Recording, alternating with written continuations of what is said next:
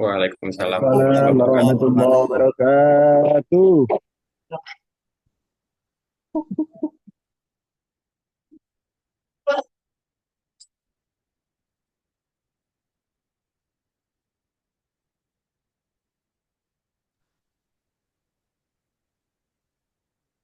Halo, Iya, halo Bapak. suara saya terdengar jelas nggak Bapak Ibu semuanya? Iya, jelas Bapak. Ya, bentar ya, karena ini saya lagi di basement. Sebentar, saya mohon maaf saya nggak bisa on cam karena saya sambil bawa kendaraan.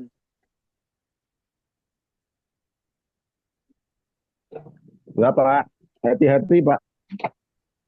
Iya, iya, iya. Terima kasih. Baik, Bapak Ibu semuanya. Sebelumnya saya mau ucapin mohon maaf lahir batin Bapak Ibu.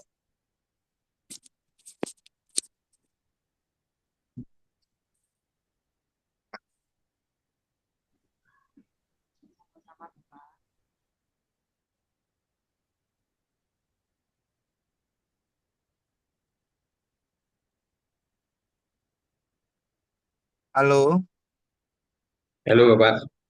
iya. Halo Bapak. Saya mau mengucapkan mohon maaf lahir batin Bapak Ibu semuanya. Oke, Maaf sami-sami. Bapak, sami-sami Bapak. Ya. Terus juga ini mohon maaf juga ini jadwalnya dimundurin ke jam 3 udah kayak gitu. Saya tadi nge-WA ke Pak Atur ya, Oke, betul minta nopo. iya telat lagi 15 menit. Karena saya lupa hari ini ternyata ada jadwal kondangan, jadi saya harus kondangan. Baik Bapak Ibu semuanya, perkenalkan saya Abdul Nasir. Di semester ini saya mengampu mata kuliah di kelas ini, mata kuliah metodologi penelitian PAI ya.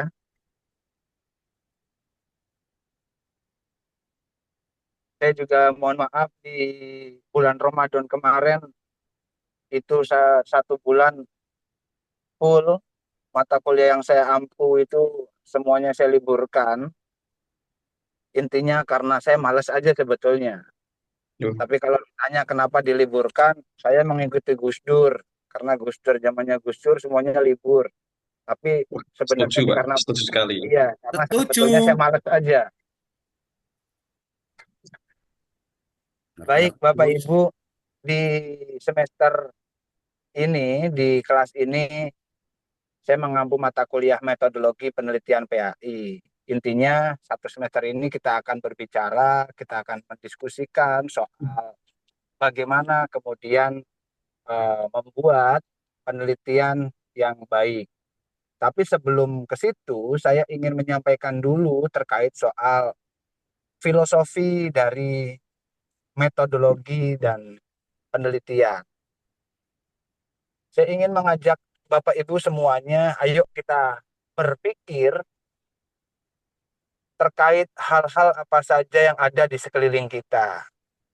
Jadi jangan sampai nanti ketika mendengar metodologi penelitian, apalagi misalkan Bapak Ibu dihadapkan nanti di perkuliahan, di akhir perkuliahan ini diminta bikin skripsi, yang pertama Bapak Ibu bayangkan dan rasakan adalah pusing dan stres gitu. Jadi bahwa penelitian itu ya mudah gitu. Skripsi itu sangat mudah, semudah kita makan kerupuk kurang lebih seperti itu. Ya, jadi Amin. iya. Kalau dipikir pusing semuanya pusing semua Pak, nanti Pak berat Pak. Dipikir santai aja. Baik Bapak Ibu, saya ingin berangkat dari hal-hal yang sederhana, yang kecil terkait apa saja yang ada di sekeliling kita. Coba Bapak Ibu lihat di samping kanan, samping kiri, depan, belakang, atas, bawah, gitu kan yang ada. Sekarang Bapak Ibu sekarang mengenai mana itu oksigen. Oksigen ada atau enggak? Pak Fatur, ada enggak oksigen Pak? Ada Bapak. Mana Pak? Tapi tidak bisa dirasakan, itu hanya bisa dirasakan, tidak bisa dilihat. Oh, gitu Bu ya. Ya, yang lain Nah, oksigen ini hal-hal mungkin yang Bu, sederhana ya. mungkin buktinya Pak ya, seperti kita Ya. menghembuskan ada angin yang keluar, tetapi tidak ada rupa atau bentuk yang berwujud. Oke, baik. Ibu siapa? Mohon maaf, saya soalnya HP-nya saya kantongin, saya lagi mau kendaraan. Ibu Ibu siapa? Asria, Ibu Asria. Oke, Ibu Asria. Tadi kata Ibu Asria bahwa oksigen itu ya hanya bisa dirasakan tanpa kemudian kita ketahui wujudnya. Nah, Bapak Ibu semuanya, ini kan hal yang sederhana sebetulnya terkait mengenai oksigen. Oksigen itu hal yang goib, Bapak Ibu. Oksigen itu goib. Sebelum diketahui metodologinya. Jadi oksigen itu nggak ada, hal yang goib saja.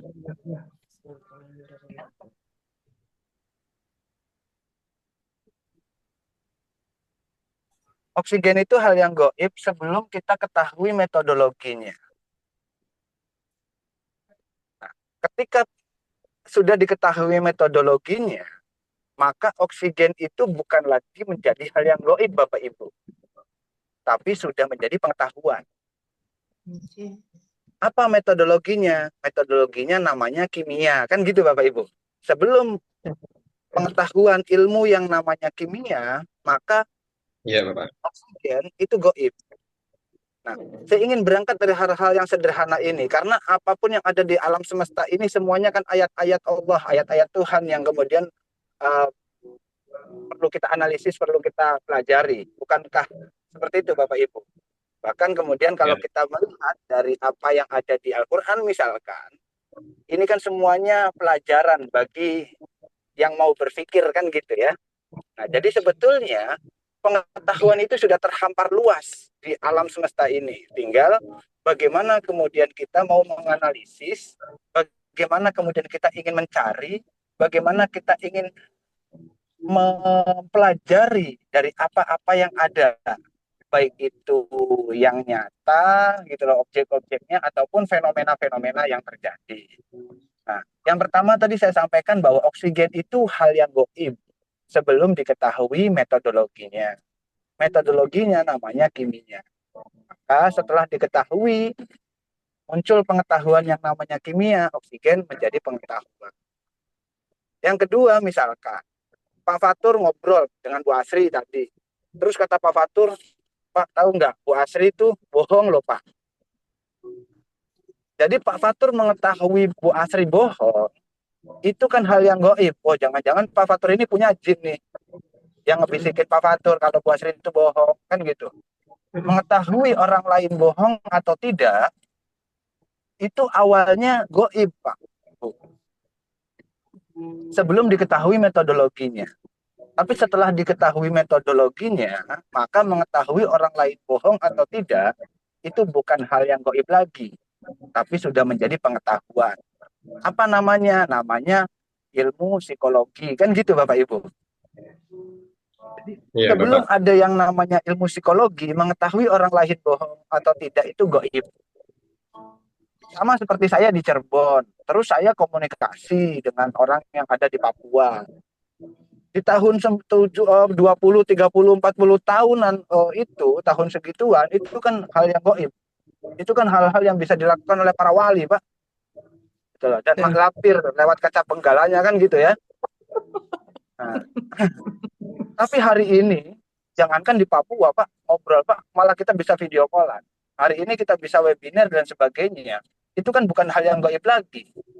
Tapi hari ini sudah menjadi hal yang biasa dan ini pengetahuan.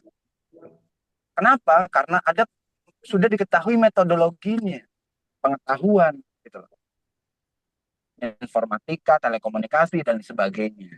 Jadi intinya bahwa apa itu goib? Goib adalah segala sesuatu yang belum diketahui metodologinya. Kan gitu Bapak, Ibu. Hari ini kita bicara soal metodologi penelitian. Berbicara kita akan mempelajari mengenai apa itu metodologi. Metodologi itu kan cara mengupas, cara memotong, gitu loh. Cara memasak. Jadi kita akan belajar mengenai bagaimana cara memasak fenomena-fenomena yang terjadi dalam pendidikan agama Islam. Gitu Bapak Ibu. Oke, sebelum sebelum ke situ, saya satu lagi ingin menyampaikan terkait mengenai pengetahuan. Pengetahuan itu kita kenal di fase awal, misalkan kita mengenal ada aliran atau paham yang dinamakan dengan rasionalisme. Apa itu aliran rasionalisme? Rasionalisme itu aliran atau paham yang beranggapan bahwa segala sesuatu itu bisa dikatakan benar kalau masuk akal. Kalau tidak masuk akal, maka itu bukan kebenaran, Bapak Ibu. Jadi tolak ukurnya itu logik atau tidak, gitu. Logis atau tidak, masuk akal atau tidak. Tolak ukurnya di situ.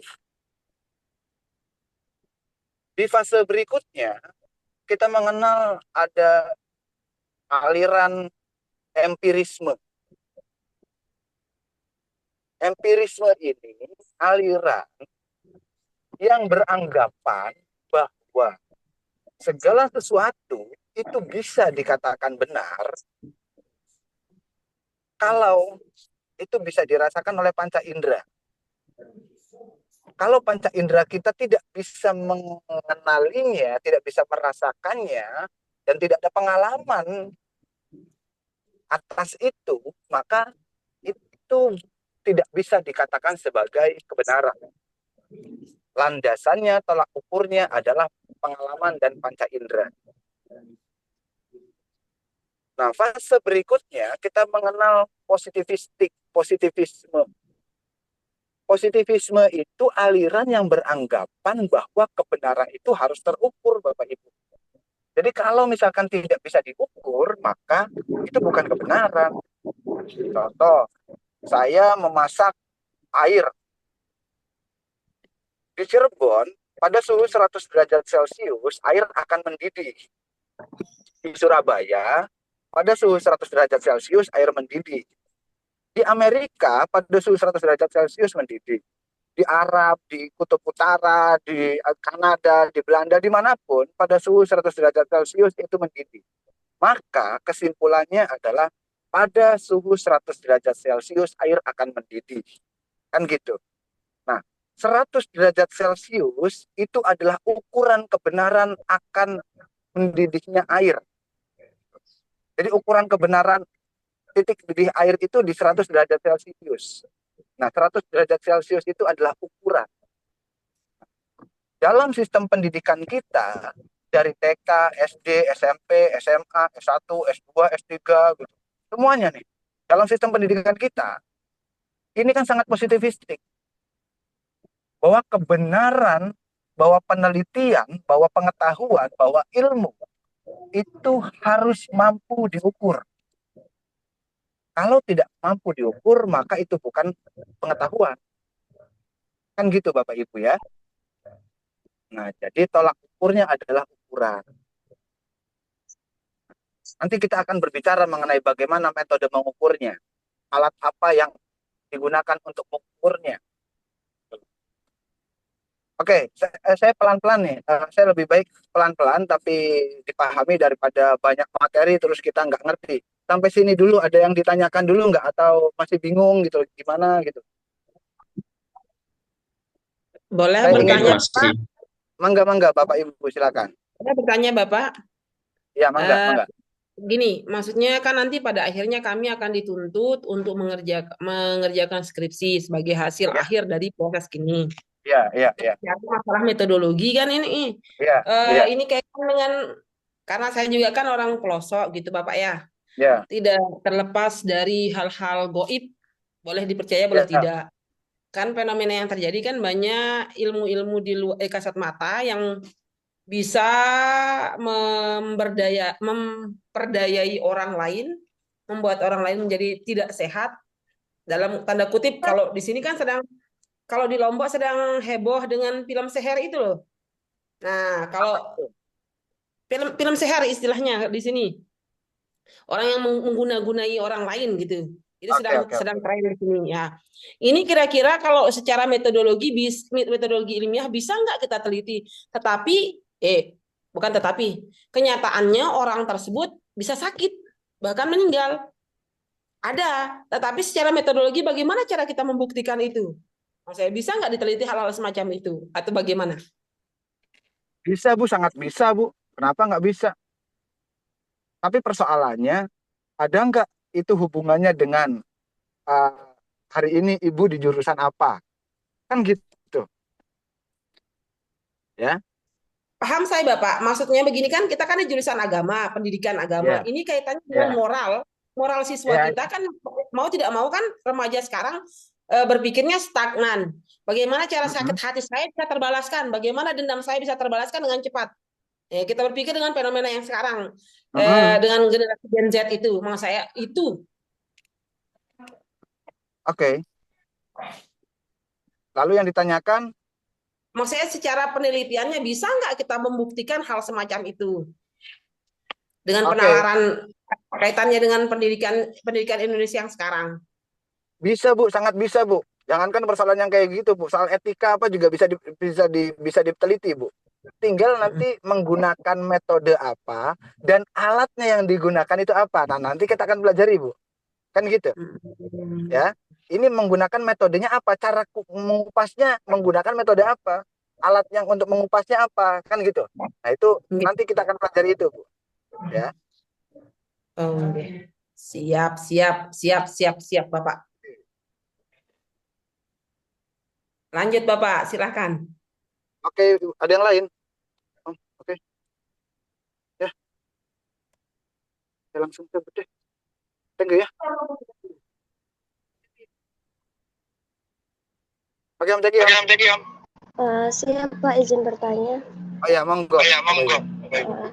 Tadi disebutkan bahwa beberapa aliran yang misalnya ilmu itu bisa di metodologi itu bisa diukur terus sesuai dengan logika. Nah, di dalam Islam itu kan ada yang namanya mukjizat Pak ya. Misalnya Nabi Musa yang bisa membelah lautan, Nabi Ibrahim yang dibakar api namun hidup itu Secara diklasifikasikan. metodologi. Terima kasih Pak. Karena itu kan di luar logika seperti itu. Iya, iya, Tapi iya. kan kita iman. Terima kasih Pak. Iya, tadi saya sampaikan terkait mengenai bahwa sistem pendidikan kita itu menggunakan positivistik. Itu mampu tidak diukur. Kalau tidak mampu diukur, maka itu bukan kebenaran. Dalam konteks pengetahuan positivistik ya Bapak Ibu ya. Bukan dalam konteks rasionalisme, tapi dalam konteks positivisme. Ya, di situ tuh patokannya tuh. Contoh tadi kata ibu siapa yang di Lombok terkait mengenai santet dan sebagainya. Ini apa yang mau diteliti? Fenomenanya atau santetnya? Kan gitu. Kalau santetnya itu bisa tidak diukur. Kalau tidak bisa diukur, maka penelitian itu selesai itu, sudah tuh, tidak bisa dilanjutkan tuh. Tapi kalau terkait mengenai fenomenanya, itu bisa diukur misalkan. Oh, silakan tinggal diukur. Tinggal menggunakan metode apa, menggunakan alat apa untuk mengukurnya, ya. Jadi memang ini di dalam sistem pendidikan kita ini debatable karena memang kurikulum pendidikan kita dari SD, SMP, SMA, S1, S2, S3 sangat positivistik gitu. Di luar itu teman saya membuat penelitian tentang santet dalam pandangan para pemikir pemikir Barat gitu loh. Bagaimana santet dalam kajian Eropa, di Timur Tengah seperti apa, kan gitu. Tapi dalam konteks historinya gitu loh. Gitu Bapak Ibu. Ya. Nah, jadi apapun bisa diteliti, tinggal apa yang mau ditelitinya. Nah, tadi yang terakhir misalkan apa terkait mengenai mukjizat lah, hal-hal yang seperti itu. Nah, sama seperti yang tadi saya sampaikan, ini apa nih yang mau ditelitinya, ya? kontennya apa, kan gitu. Nah, ingat balik lagi ke dalil awal bahwa dalam sistem pendidikan kita, sistem pendidikannya sangat positivistik. Segala sesuatu yang tidak dapat diukur itu tidak dikatakan sebagai pengetahuan. Kurang lebih seperti itu, Bapak Ibu. Oke ya, ada yang lain? Terima kasih, Pak. Oke. Nah, baik Bapak Ibu.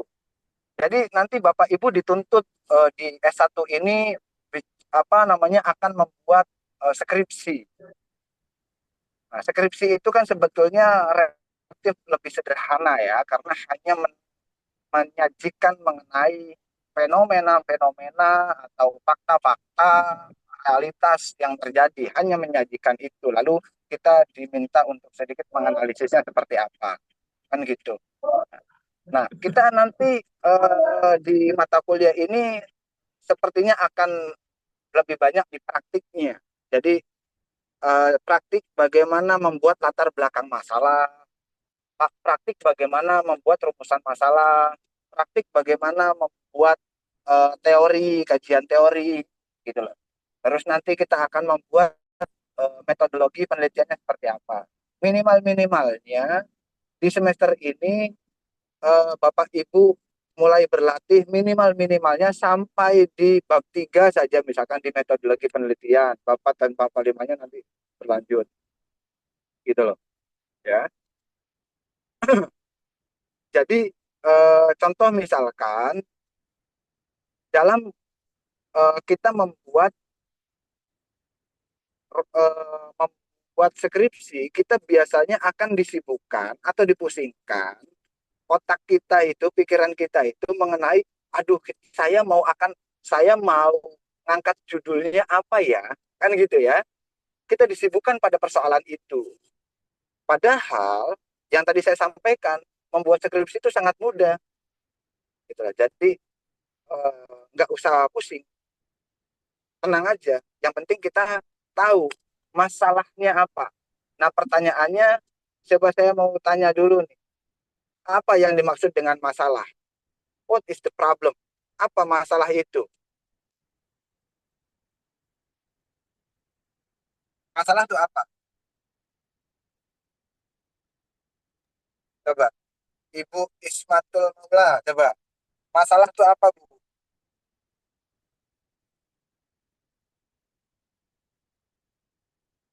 Pak Fatur Rahman, masalah Betul. apa, Pak?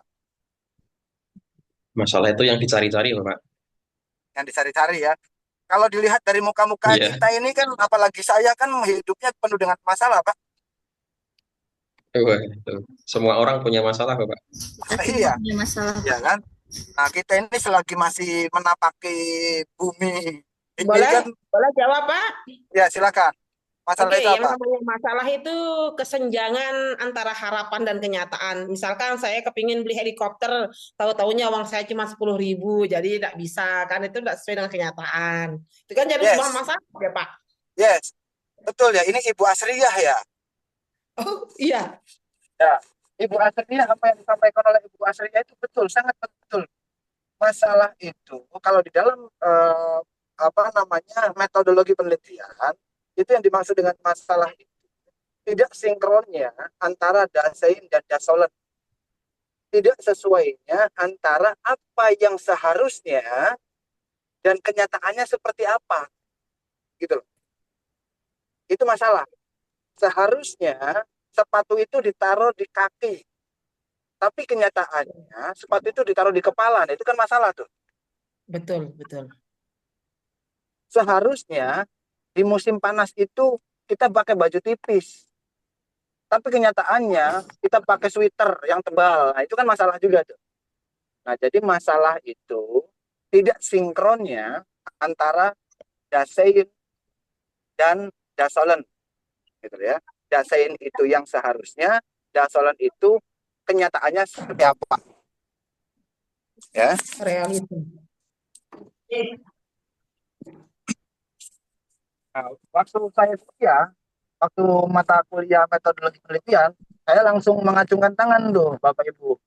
Saya tanya ke dosen saya, Pak, mohon maaf, bagaimana kalau dasein dan dasolen itu sudah sesuai?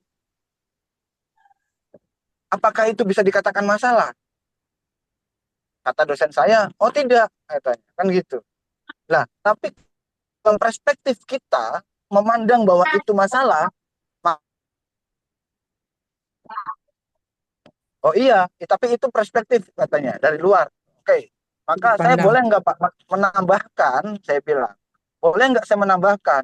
Jadi bukan hanya dasein dan dasolen Pak, saya bilang, tapi ada lagi satu lagi variabelnya. Apa itu katanya? Namanya ndasmu Pak, saya bilang. Nah itu satu kelas semua, kan gitu. Nah terkadang kan kita gitu Bu, Pak. Kita itu membuat masalah, padahal itu bukan masalah.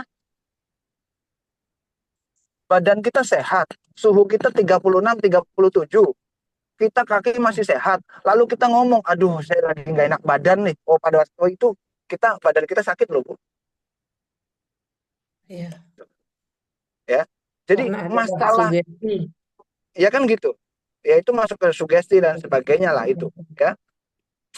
Jadi tapi di dalam metodologi penelitian, nah kita tidak mengenal tadi ya, kita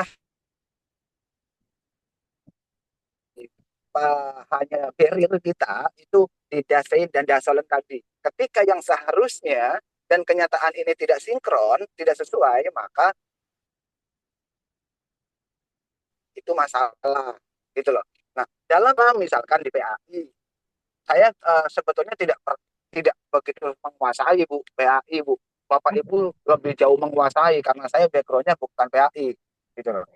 Saya backgroundnya di ekonomi, jadi saya nggak paham sebetulnya terkait mengenai PAI, gitu loh. Nah, tapi di dalam pendidikan agama Islam PAI misalkan, fenomena-fenomenanya apa saja nih misalkan. Nah, coba kita ingin melihat, kita ingin membuat penelitian. Topik kita di apa nih? Oh, topik Ya. kita misalkan kita mau mengangkat tentang kenakalan remaja, contoh misalkan. Iya, ntar. Pak, ini dia Pak, minta tolong sebentar. Oke, gimana Bu? Halo? Maaf, Bapak itu mungkin bicara dengan keluarganya. Pasti Oh gitu kepencet ya? Bapak. Jadi lupa Oke. mood. Oh iya. Contoh misalkan di PAI, contoh. Kita ingin mengangkat topiknya di apa nih misalkan? Oh, kita mau mengangkat topiknya di kenakalan remaja misalkan. Jadi jangan dulu fokus di judul ya Bu ya. Judul tuh gampang Bu. Gitu loh. Judul tuh gampang. 5 menit udah jadi tuh judul tuh. 1 menit deh, bukan 5 menit. Terlalu lama 5 menit itu. Kalau bikin judul skripsi itu sangat mudah. Gitu loh. Yang pertama harus kita lakukan itu topiknya apa? Gitu loh. Isunya apa nih yang mau kita angkat nih? Oh, isunya misalkan terkait mengenai kenakalan remaja misalkan. Nah, coba dalam konteks pendidikan PAI gitu loh, pendidikan agama Islam ini apa nih yang berhubungan kan gitu. Nah, coba kita ingin mengangkat variabelnya, variabel mengenai misalkan metode atau kurikulum atau materi atau apapun lah terkait mengenai PAI dihubungkan dengan kenakalan remaja misalnya. Nah, itu kan bisa menjadi topik tuh, ya. Nah, topiknya itu. Jangan dulu buat judul tuh, Bu. Walaupun kita sudah tahu topiknya, kita jangan dulu buat judul, Bu. Pokoknya judul tuh bisa dirubah-rubah lah, gitu. Nah, coba yang pertama kali kita lakukan itu kita coba lihat dulu fenomena remaja ini fenomenanya seperti apa misalnya. Nah, lalu kita membuat tuh latar belakang penelitian, latar belakang masalah. Di latar belakang masalah itu isinya apa saja Bapak Ibu? Isinya itu ada 3. Yang pertama, fenomena gap. Yang kedua, riset gap. Dan yang ketiga, theoretical gap. Jadi, di latar belakang masalah itu, Bapak Ibu silakan bercerita, silakan mendongeng, silakan tulis fenomenanya seperti apa terkait mengenai kenakalan remaja itu, gitu. Ya. Setelah itu coba dihubung-hubungkan tuh dengan background kita. Background kitanya apa? Background kitanya PAI misalkan, dihubungkan tuh di situ tuh fenomenanya tuh. Silakan Bapak Ibu bercerita di situ. Nah, setelah fenomena itu dituangkan lewat tulisan di latar belakang itu, kita coba cari penelitian terdahulu, penelitian-penelitian yang sudah dilakukan oleh orang lain terkait masalah itu. Bukan hanya penelitian, tapi juga teori. Adakah teorinya? Teori yang berhubungan dengan masalah yang sedang kita angkat ini ada enggak gitu loh. Nah, di situ tuh. Jadi di latar belakang masalah itu isinya fenomena, penelitian terdahulu dan teori. Tapi sepintas aja, teori juga sekilas aja, hanya sebatas untuk menguatkan saja. Ya, paham Bapak Ibu ya sampai sini ya?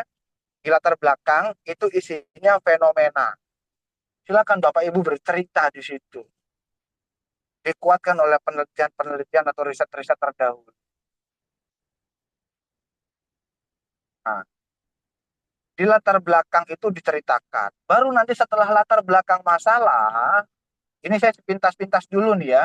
Saya ingin di pertemuan ini saya hanya ingin menjelaskan, mendiskusikan soal bahwa penelitian itu nggak sulit loh yang kita bayangkan gitu. Nah, setelah di latar belakang masalah, nanti kita akan menulis rumusan masalah. Pertanyaannya, apakah rumusan masalah itu sama dengan pertanyaan penelitian? Kan gitu. Terkadang ada orang yang menyatakan bahwa rumusan masalah itulah pertanyaan penelitian. Tapi saya lebih condong pada saya ingin membedakan antara rumusan masalah dengan pertanyaan penelitian. Rumusan masalah itu masalah-masalah apa saja yang ada di latar belakang masalah tadi. Gitu. Misalkan A, B, C, D, E, F, G. Gitu. Itu masalahnya tuh. Kan diceritakan tuh panjang tuh di latar belakang tuh. Tapi dari panjangnya latar belakang itu ternyata masalahnya tuh cuma itu. Nah, masalah-masalah itu dituangkan di rumusan masalah. Namanya juga rumusan masalah. Kita merumuskan masalahnya apa. Tapi singkat. Baru tuh berdasarkan rumusan masalah di atas, maka pertanyaan penelitian sebagai berikut. Satu, bagaimana? Kedua, apa? Ketiga, kan gitulah. Ya. Jadi sistematis cara berpikir kita disiplin gitu loh, rapi, nggak cekclok. Saya kalau membimbing mahasiswa bimbingan, deskripsi, di tesis, kalau pada persoalan hal yang mendasar itu saja mereka masih keliru, saya coret-coret gitu loh. Makanya saya lebih baik bimbingan dengan saya itu capek di awal daripada saya oke-oke saja, tapi nanti pas ujian dia dibully, dia dihabisin sama pengujinya kan gitu. Yang malu juga kan saya kan gitu. Ini siapa pengujinya kok yang kayak gini diloloskan gitu. Jadi kita lebih baik capek di awal, tapi kita paham.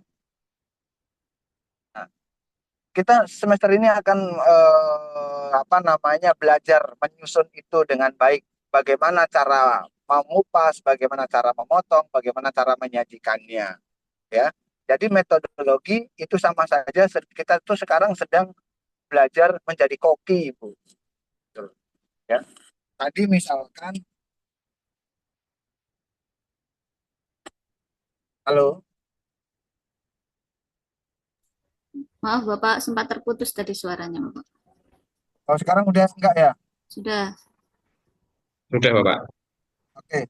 Contoh misalkan Ibu Ratna itu kan suka masak Bu di dapur ya Bu ya, suka masak. Nah, pertanyaannya Ibu Ratna, kalau motong wortel pakai apa Bu? Pakai pisau, Pak. Pakai pisau. Boleh nggak Bu motong wortel pakai gunting kuku Bu? Ya, kurang efisien, Pak. Kurang cepat. Oke. Pertanyaannya kan itu efektif atau tidak kan gitu ya? Ya, Nah, tidak efektif. sama seperti di metodologi penelitian. Cara mengupasnya seperti apa? alat apa yang digunakan, gitu loh. Sehingga ini efektif. Motong wortel pakai pisau, boleh nggak pakai gergaji mesin? Boleh, Bu. Gitu. Tapi efektif tidak. Jangankan pakai gergaji mesin. Kalau Ibu Ratna punya jurus gitu loh, Bu. Nah, silahkan boleh, Bu, kalau bisa. Kan gitu. Tapi itu efektif tidak. Nah, kita itu sedang belajar menjadi koki sekarang tuh. Bagaimana cara memotong, cara mengupas masalah dengan baik dan disajikan di meja makan itu biar bisa dinikmati oleh pembaca. Tulisan-tulisan kita, skripsi kita bisa dinikmati oleh pembaca dari masalah-masalah yang kita angkat. Gitu. Ibu Ratna pergi ke pasar misalkan, belanja banyak sayuran gitu lah ya, tempe tahu kan kayak gitu. Terus sayuran-sayuran itu belanja dari pasar itu ketika nyampe rumah ibu taruh di mana tuh, Bu? Taruh di kulkas, Pak. Taruh di kulkas ya, Bu ya, atau langsung ditaruh di dapur kan gitu ya. Bisa nggak, Bu, belanjaan tadi, sayuran-sayuran tadi ibu langsung taruh di meja makan, Bu, lalu orang suruh makannya langsung, Bu? Nggak bisa, Pak. Kan Nggak mentah. bisa toh, masih mentah, masih belum bisa dinikmati. Begitupun dengan masalah penelitian, fenomena-fenomena apa saja itu tidak bisa langsung kita sajikan ke halayak, ke umum, ke orang tanpa kemudian kita masak dulu, tanpa melewati metodologinya dulu. Gitu. Maka metodologi itu adalah cara memasak sayuran tadi, cara memasak masalah tadi. Ya, nanti kita akan belajar persoalan mengenai loh metodenya apa saja Pak? Oh, metodenya kita bisa menggunakan metode kuantitatif, kualitatif, kan gitu, deskriptif, atau pakai mix method misalkan, kuantitatif dan kualitatif. Alatnya yang digunakan kayak tadi misalkan potong wortel bisa pakai pisau, bisa pakai gunting kuku, bisa pakai gergaji mesin atau apapun itu. Alatnya juga nanti kita akan banyak. Gitu. Kita bisa pilih kira-kira kalau masalahnya seperti ini, alat yang mau kita gunakan itu apa yang efektif sehingga potongan ini baik, potongan ini cantik, potongan ini benar, kan gitu ya Bapak Ibu ya. Jadi kita jangan dulu mengasumsikan bahwa segala sesuatu itu rumit dan pusing. Pokoknya tadi tuh dasein dan dasolannya itu sinkron, tapi kalau dasmunya itu nggak sinkron itu masalah tuh. Sama seperti membuat skripsi itu mudah, tapi endas kitanya itu, kepala kitanya itu mengasumsikan itu sulit, nah itu bakal sulit. Masalah tuh. Berarti yang masalah itu bukan di skripsinya tapi otak kitanya, ya. Jadi apa namanya? Di semester ini nanti kita akan lebih banyak ke praktiknya. Nanti saya akan menghubungi Pak Fatur mengenai eh, tugas misalkan tolong buatkan latar belakang masalah yang baik seperti apa. Nah, nanti kita akan diskusi di situ. Oh, ternyata Bapak Ibu ini kurangnya di sini gitu loh. Oh, ini harus diperbaiki kan gitu ya.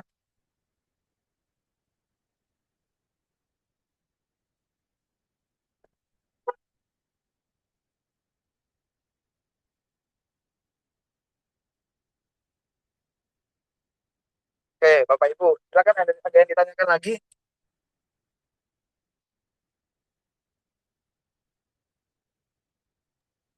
Maaf, Bapak, suaranya putus-putus. Oh iya iya, maaf maaf. Maaf ya, saya ini juga soalnya sambil bawa kendaraan, jadi nanti sebentar lagi nih saya berhenti lah sebentar lagi.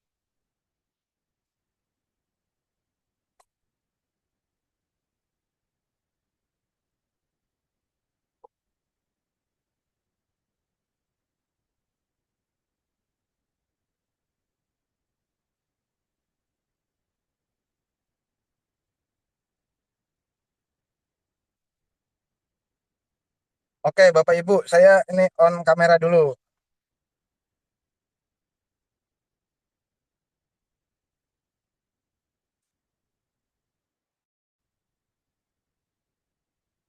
Kenapa background?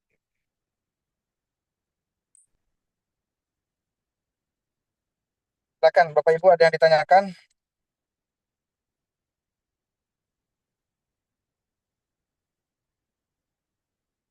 Pak Fatur kita sampai jam berapa Pak Fatur?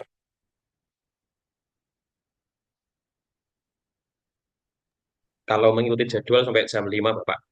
Tapi Ya, kita karena kita kita, nggak usah ikut jadwal lah ya. iya, Hmm. Jadwalnya aja yang mengikuti kita lah ya gitu ya.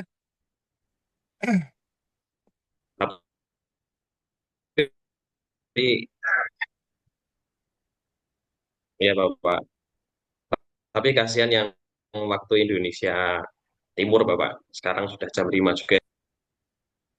Oh iya, iya iya iya. Barangkali ada yang mau persiapan buat buka puasa ya. Ini kan masih Syawal ya, Syawalan ya.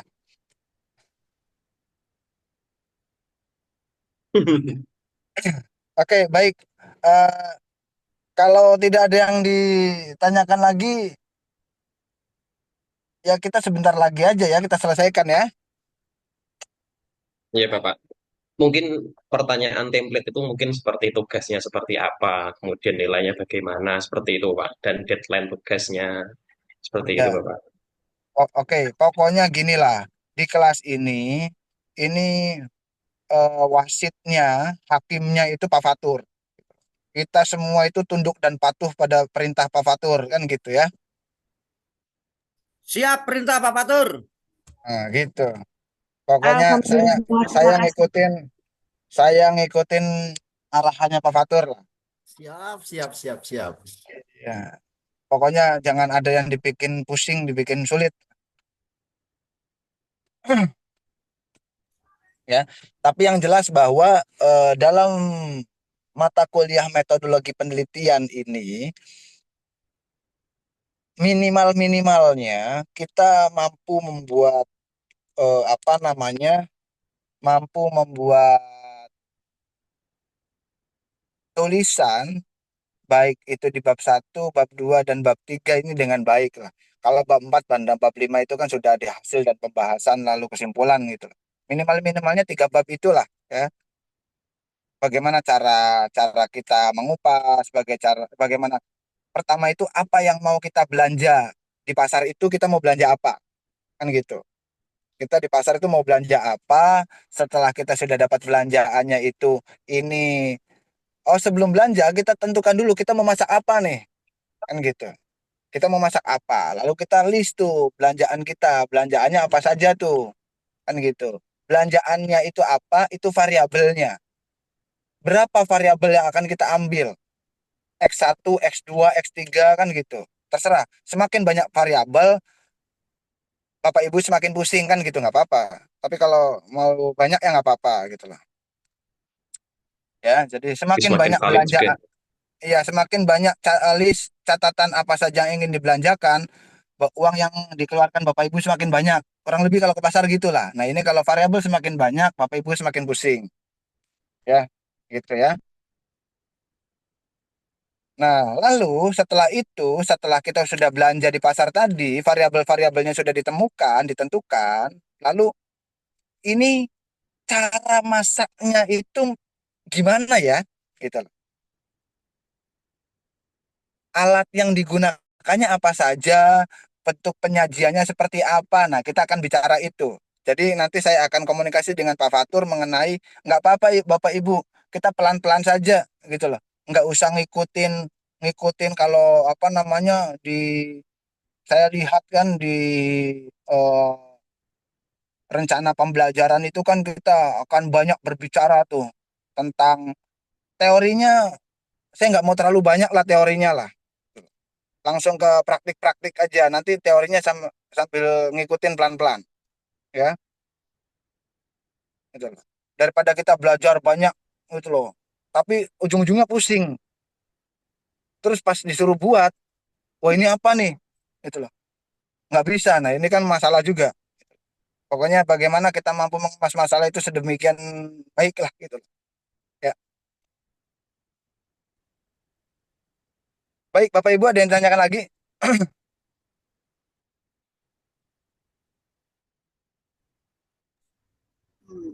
Izin bertanya Bapak, untuk Iya, deadline monggo. tugas Bapak biasanya menetapkan berapa hari Bapak? Nah, Bapak Ibu maunya berapa hari deh? Ya, 6 hari Bapak. Coba. Saya sih Minggu. pokoknya silakan itu dikomunikasikan dengan Pak Fatur. Pak Fatur tiup peluit, saya manut. Gitu loh. Oh, siap. Iya Ya. Bapak. Kalau Terima boleh sih ngusul 1 minggu, artinya sebelum Wes, perkuliahan berikutnya. Oke, siap Bapak. silakan. Silakan. Itu komunikasinya lobbynya sama Pak Fatur. Saya itu hanya perintah Pak Fatur, oke gitu. Ring 1, ring 1. Eh, KHS satu kelas dapat A semua, Pak Fatur. Nah, itu dia masalahnya. Amin. Amin. Tapi untuk Semoga ya. Tapi materinya Bapak. gimana? Gimana Pak Fatur? Atau siapa tadi yang nanya?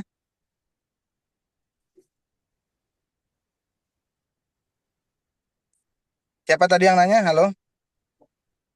Maaf, ini udah difoto belum, Pak? Belum Bapak, boleh kita dokumentasikan sekarang? Iya, foto aja dulu ya, terus Paling dikirim ke Biro. grup nanti ya. Bentar. Iya, siap Bapak. Mungkin bisa Bu Oke, Rodia ya. monggo Bapak Ibu Bisa mungkin dia sebentar. apa? Baik, untuk layar pertama nggih. 1, 2, 3. Bentar Bapak, layar berikutnya. 1, 2, 3. Sampun. Oke, motor nuwun. Sayang Bapak. Oke ya gitu ya, Pak Fatur ya. Siap Bapak, mengikuti. Oh, saya mengikuti Pak Fatur gitu. Ini kebalik-balik nih Pak Fatur Oh, nih. siap Bapak. Oke. Jadi intinya mari kita belajar metodologi penelitian ini dengan santai ya. Nggak usah tegang, nggak usah pusing gitu loh. Ya Bapak. Tapi Banyakan menghasilkan. Iya, Santai banyak tapi orang menghasilkan, Pak. iya, banyak orang itu pusing terus nggak dapat apa-apa. Betul, betul, betul. Oke, baik Bapak Ibu, kalau tidak ada yang tanyakan lagi, saya cukupkan. Selamat berbuka puasa bagi yang lagi sawalan. Siap Bapak. Ya, Terima kasih terima banyak. kasih atas waktu, kesempatan, dan perhatiannya. Mohon maaf kalau ada hal-hal yang tadi yang sekiranya menyinggung. Saya agak selengean nih Bu. Jadi saya kalau terlalu formal itu cepat capek, cepat pusing. Ya, Malah suka Pak, santai aja. Terima kasih, ya. Pak. Jadi seperti itu. Terima kasih. Semoga apa yang kita diskusikan tadi mendatangkan manfaat buat kita semua. Monggo, terima kasih. Saya cukupkan. Wallahul muwaffiq wal muwaffiq. Wassalamualaikum warahmatullahi wabarakatuh. Waalaikumsalam. Waalaikumsalam warahmatullahi wabarakatuh. Terima kasih Bapak. Ya, sama-sama. Baru masuk ya. Telah di Aduh, Bapak Komandan Sana. Siapa yang baru masuk nih? Aku diambil lagi. Yang mau nilai A, lalu tak Siapa kirim yang baru rekening. masuk? Bunda bakso, Pak. Bunda bakso. Siapa? Panggil aku.